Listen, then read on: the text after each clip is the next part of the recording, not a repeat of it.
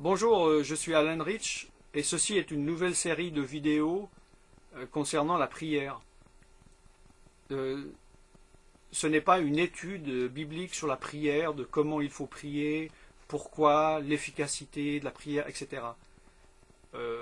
Soit vous connaissez déjà ces choses, si vous ne les connaissez pas, renseignez-vous, lisez des livres, demandez à un pasteur, allez sur Internet.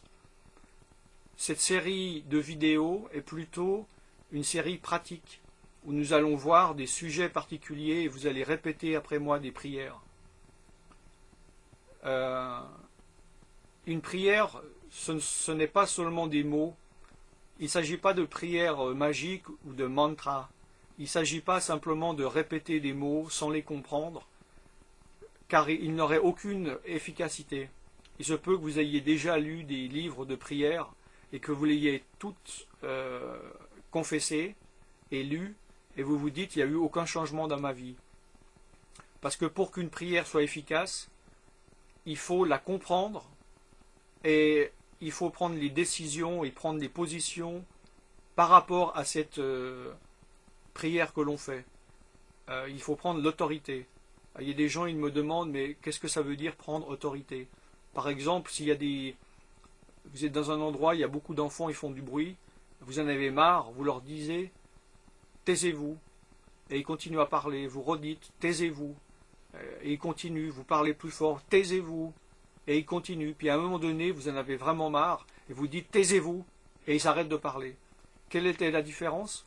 C'était les mêmes paroles, peut-être le même niveau sonore, mais vous avez pris autorité et ils ont senti que vous vraiment aviez l'intention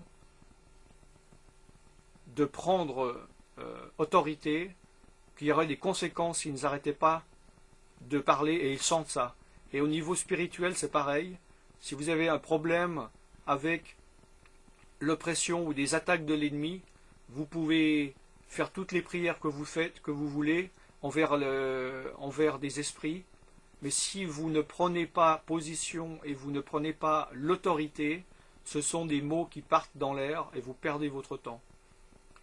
Il ne s'agit pas de frapper n'importe où et n'importe comment, et malheureusement il y a trop de croyants qui passent leur journée à, si j'ose dire, perdre leur temps et perdre leur énergie à frapper des fantômes, si j'ose dire, des personnes qui ne sont pas là, et qui disent « mais pourquoi, qu'est-ce qui se passe ?» Et en fait, ils sont en train de frapper dans l'air, alors que l'ennemi est juste derrière eux en train de les attaquer.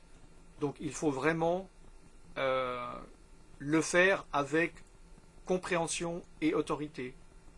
Je dis souvent l'exemple également que s'il y a un soldat qui vous tire des flèches dessus, c'est très bien d'apprendre à les éviter ou à se protéger, mais le mieux est d'apprendre à tuer ce soldat, et comme ça les flèches arrêteront de vous venir dessus. Une autre chose, il est important que vous utilisiez la Bible et que vous vous appropriez les versets. Par exemple, dans Ésaïe 54, 17, où il est dit aucune arme forgée contre vous ne prospérera, il faut que vous la fassiez vôtre. Et au lieu de dire aucune arme forgée contre vous ne prospérera, vous pouvez vous adresser à un esprit ou à une personne qui vous menace et dire aucune arme forgée contre moi ne prospérera. Donc il faut s'approprier les versets de la Bible, comme par exemple, si vous êtes quelqu'un, vous avez un problème avec la peur, ben vous devez chercher des versets par rapport à la peur, et vous approprier ces versets, et pas seulement les lire et les comprendre, mais les utiliser comme arme dans la prière. Par exemple, comme un verset qui dit que Dieu ne vous a pas donné un esprit de peur. Alors là, il faut vous disiez dans la prière, je n'ai pas reçu un esprit de peur, donc je refuse la peur. Donc esprit de peur, va-t'en, car Dieu ne m'a pas donné un esprit de peur. Donc cette vidéo-ci est l'introduction à la série de vidéos sur différents sujets de prière. La première sera la prière du salut.